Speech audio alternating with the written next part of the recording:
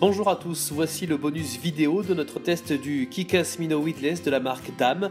Vous trouverez le test papier complet dans le numéro 864 de la pêche et les poissons du mois de mai 2017, disponible sur notre site www.pêche-poisson.com. Le Kick-Ass Minnow Weedless réunit dans un même leurre les atouts du shad à palette et du shad texan.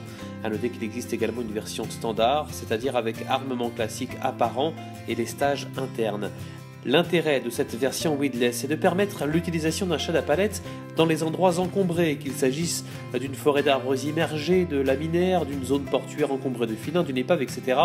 Partout où un shad à palette puissamment armé s'accrocherait irrémédiablement, une version texan peut être la solution.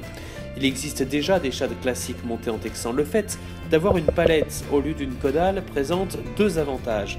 D'une part, les vibrations et les flashs sont complètement différents et peuvent avoir la préférence du poisson à un moment donné. Et d'autre part, le leurre sera plus durable car la première chose qui lâche sur un shad classique est généralement la queue, qui est la partie la plus fragile. Ici, la palette est montée sur crinelle d'acier et ne peut donc pas être arrachée. Le Kick-Ass Minnow Weedless est vendu avec un corps de rechange qui intègre la palette et son câble de fixation. L'hameçon est étamé et donc résistant à l'eau de mer. Chaque taille, 11, 14, 5 et 18 cm, est proposée dans un grammage unique assez lourd. C'est alors prévu pour couler vite et pêcher assez profond ou dans des courants soutenus. La fabrication est de qualité, la tête est peinte de façon réaliste, avec des yeux 3D incrustés et des dégradés de couleurs assortis au corps. La couche de peinture est épaisse, sans doute cuite au four pour résister au choc. La gomme est bien conçue, ni trop dure, ni trop tendre, un bon compromis entre efficacité du ferrage en texan et durabilité.